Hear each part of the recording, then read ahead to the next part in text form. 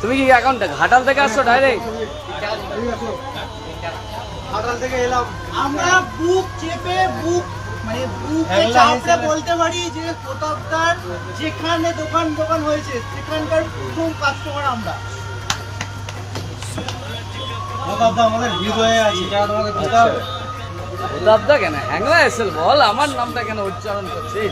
একলা এসে কে আমরা চিনি প্রতাপদা? লাইভ হচ্ছে, একলা হেসেলে একলা এসে মানে প্রতাপদা। লাইভ হচ্ছে। একলা এসে মানে প্রতাপদা। তা ঘাটাল থেকে যে তুই চা খাবি? ঘাটাল থেকে তোমার হাতের পকোড়া খেলে হ্যাঁ তাহলে পকোড়া খাও, এই পকোড়া দে।